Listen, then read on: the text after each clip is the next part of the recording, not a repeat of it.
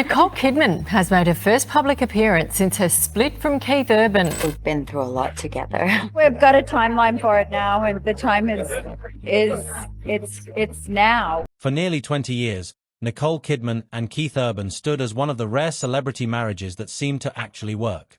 An Oscar-winning actress from Sydney and a Nashville-adopted country star from Queensland, both born the same year, both carrying histories that made the public root for them even harder. Then, in the fall of 2025, that story quietly ended. Not with a scandal, not with a single dramatic headline, but with a court filing in Nashville and a sentence almost nobody saw coming: irreconcilable differences. This is what actually happened, based on what's been confirmed through court documents and on-the-record reporting, not speculation dressed up as fact. To understand why this marriage got as much attention as it did, it helps to remember how differently these two people arrived at fame in the first place. Kidman was born in Honolulu to Australian parents and raised in Sydney, where she trained in drama and worked steadily in Australian film and television through her teens before breaking into Hollywood in the late 1980s. By the time she met Urban, she'd already built a resume that included an Academy Award for The Hours, alongside a string of films that ranged from prestige dramas to blockbusters.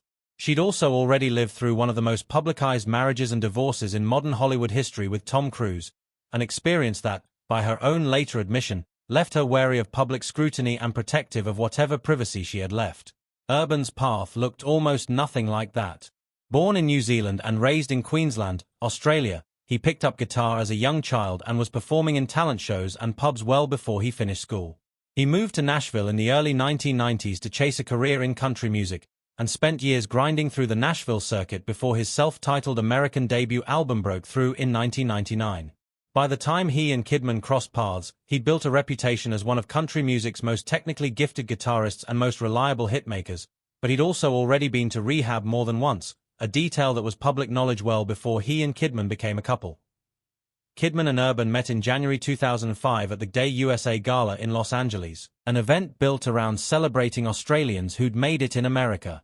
By that point, Kidman had already lived through one of the most public divorces in Hollywood history, having split from Tom Cruise in 2001 after a decade of marriage.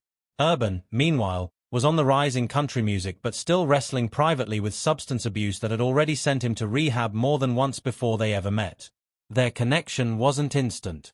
Reports at the time suggested Urban didn't reach out for months after they first exchanged numbers.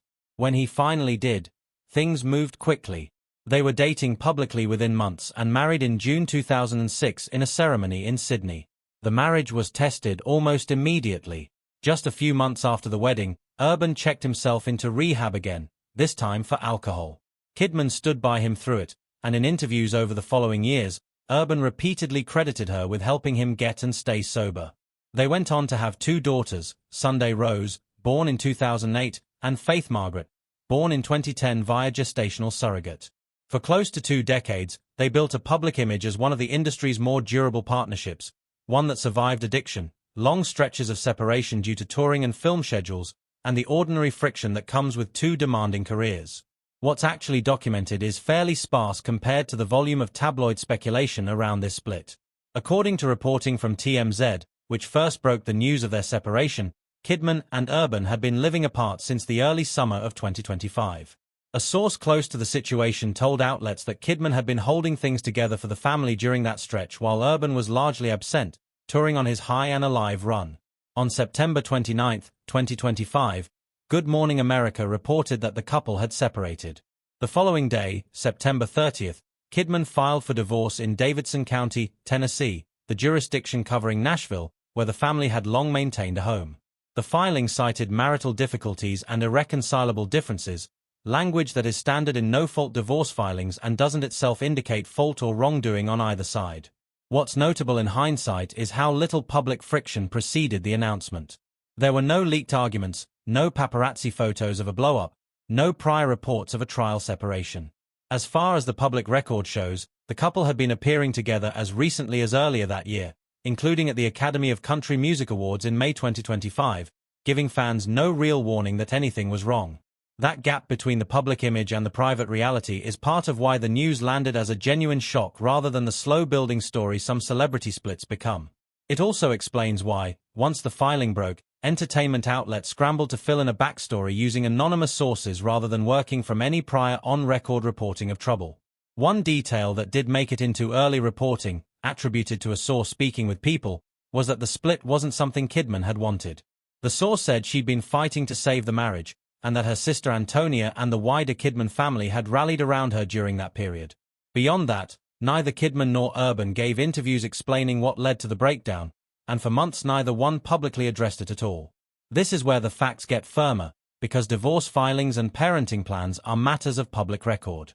Alongside the divorce petition, the couple filed a parenting plan addressing custody of Sunday, then 17, and Faith, then 14. Under that plan, Kidman was named the primary residential parent for both girls, while the agreement gave both parents joint authority over major decisions in their daughters' lives. Notably, neither party sought spousal support or child support from the other, a detail multiple outlets pointed to as evidence the two had largely kept their finances separate throughout the marriage, or that money simply wasn't the issue here. The parenting agreement also contained language that's become a talking point in coverage since. Both Kidman and Urban agreed to behave toward each other and toward their children in a way that preserves a stable, loving relationship despite the divorce. They committed in writing not to speak negatively about each other or about the other's extended family in front of their daughters, and to actively encourage the girls to maintain close relationships with both parents. It's a fairly standard clause in custody agreements involving high-profile parents, but it also tells you something about the tone both sides were trying to set, at least on paper. Minimize the damage to the kids, even if the marriage itself couldn't be saved. Just days after the filing became public, Urban was photographed without his wedding ring, which tabloids seized on immediately as confirmation that the split was real and that he'd moved on emotionally, at least in terms of optics. Roughly 2 weeks after the divorce filing, Urban played a show in Pennsylvania as part of his ongoing tour, his first public performance since the split became news. He took the stage without his wedding band, which observers noted immediately. During the set, fans picked up on what they believed were altered lyrics in a couple of his older songs, changes some interpreted as pointed commentary on the breakup. Clips circulated widely online, with fans dissecting line by line where the specific words had been swapped out. Urban never confirmed that any lyric changes were intentional references to Kidman. In fact, when asked about it, he told fans directly to stop reading too much into things, pushing back on the idea that every tweak to a setlist was a coded message about his marriage. That's worth sitting with, because a huge amount of the online narrative around this divorce has been built on exactly that kind of interpretation. Fans and commentators assembling a story out of stage banter, missing rings, and dropped songs, often presented with far more certainty than the actual evidence supports.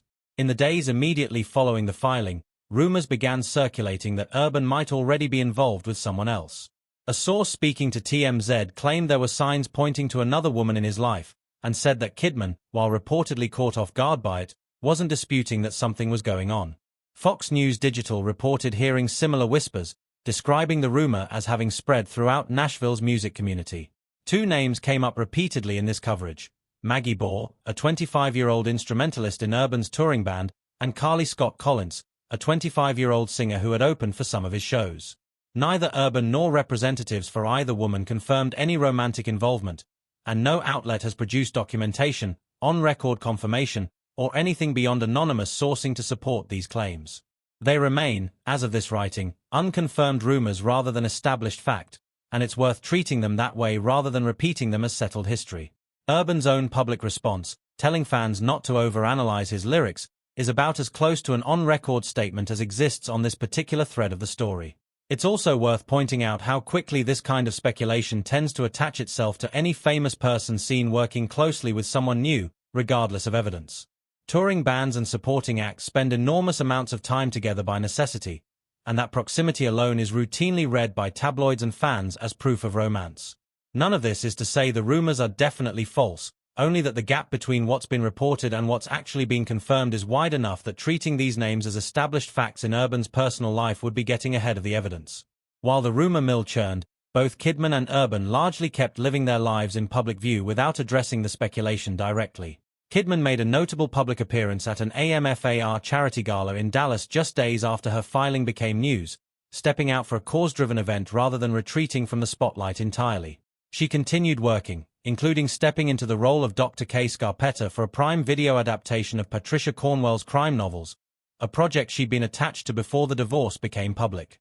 According to later reporting from People, Once the dust settled on the initial news cycle, the co-parenting arrangement in practice appeared calmer than the tabloid framing suggested.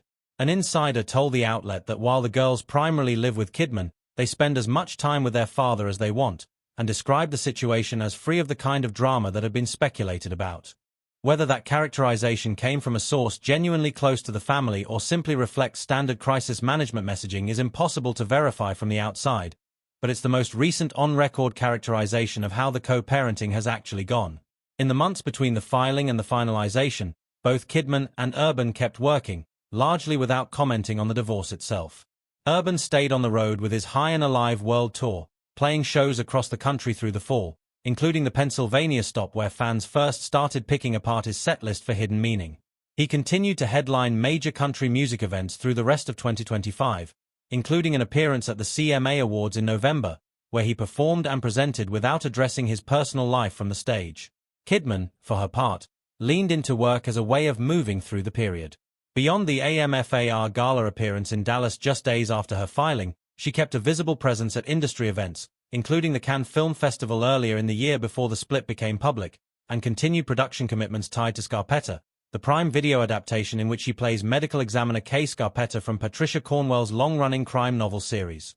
Neither star cancelled appearances or pulled out of professional commitments because of the divorce, which is itself a small data point against the narrative of total personal collapse that some tabloid coverage implied. By most outward measures, both of their careers simply continued on schedule.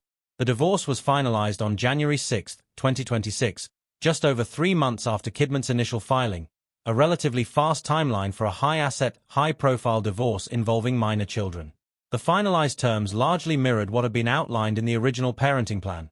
Kidman retained primary residential status for Sunday and Faith, both parents kept joint decision-making authority, and both sides again waived any claim to spousal or child support from the other.